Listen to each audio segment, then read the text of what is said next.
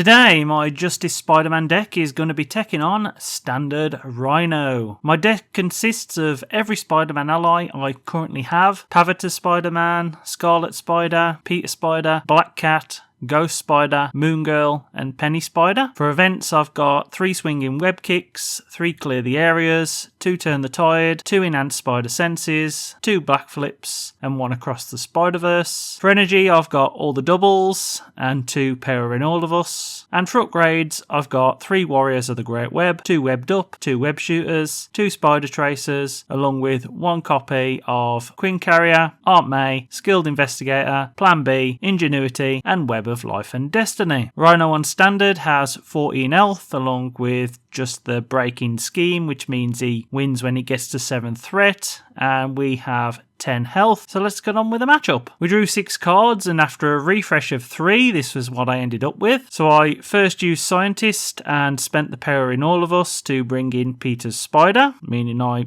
couldn't flip me hero, as you only allowed 1 unique of the same type and name. So all I could do was attack with that Spider-Man ally for 2, dropping Rhino's health down to 12, ending my phase after that because my cards were a bit naff, and after refresh I managed to get Moon Girl, Across the Spider-Verse, Black Flip, and Pavita. Rhino schemed as we're in Alto Ego mode.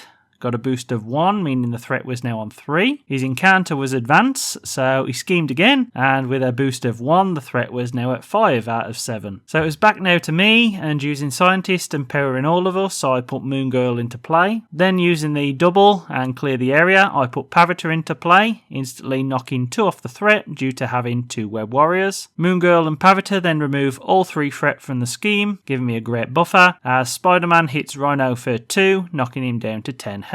I then unexhausted Pavita and hit Rhino for 1, knocking him down to 9. That ended our turn, so this was my new hand of cards. Rhino was still scheming due to us being stuck in alter ego form, and with boost the threat ended up at 3 yet again, with the charge attachment going straight onto him from the encounter. So now it was back to me, and the first thing I did was use Scientist and spend Spider Tracer to utilise Across the Spider-Verse, bringing the Scarlet Spider into play, a card I got rid of on my first draw, with me in the edit realising that I added 4 allies because I'm so used to playing Avengers Tower now. Shouldn't have done that, but it did mean Pavita was exhausted now, and I was easily going to bring him back by removing 2 threat from the main scheme thanks to Spider-Man thwarting, and even though he was now knocked out, it meant I actually do have 3 and I could get Pavita back up, removing the last threat from the main scheme, getting knocked out and activating Turn the Tide, which instantly took 3 health off Rhino and left him with 6. Being able to finally flip to Spider-Man with my main hero now though, I instantly attacked with everyone, meaning 6 hits went through and Rhino's health went down to 0, ending his first level. In the edit though, I realised I could have just attacked with Moon Girl first, so I could have only had 3 allies at this stage, thus retroactively giving me a bit of an out on my mistake. Rhino though, for his 2nd level, he now had 15 health along with breaking and taking coming into play, a scheme which brings forth 2 encounters each turn and starts with 3 threat. As I end my turn, drawing up to 5 only now, and basically getting 2 VAT backflips, Enhanced Spider Sense, Skilled Investigator, and Warrior the Great Web, which I was really pleased about. Rhino was now tough though and charged at me, trying to cause 6 damage, but Peter easily backflipped, preventing everything and removing charge. His 2 encounters gave him an advanced Iron Horn and an advance, meaning he schemed for 2, taking the main scheme up to 3 threat. In my turn, I attached Skilled Investigator for 3 and Warrior of the Great Web, spending Enhanced Spider Sense, meaning Peter was now a web warrior, but we needed to remove breaking and taking fast, so even though they only removed 2 of the 3 threat,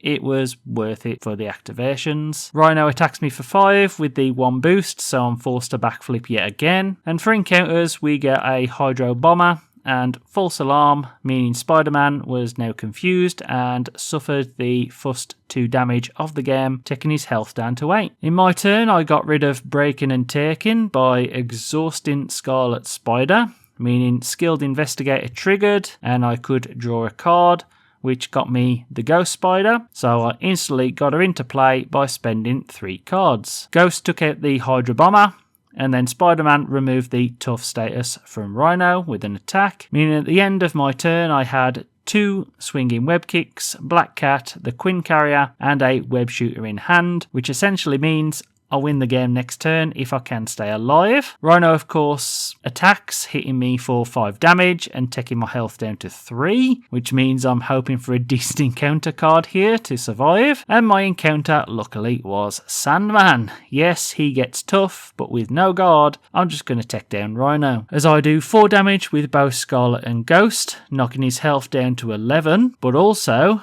giving Spider-Man a +1 attack thanks to Warrior of the Great Web and Scarlet disappearing. And since 3 damage takes him down to 8 health, I can then spend all my cards launching a swinging web kick that deals exactly 8, maybe 9 damage with Warrior of the Great Web, unsure on that one, but it takes Rhino out, winning us the match. Thanks for watching.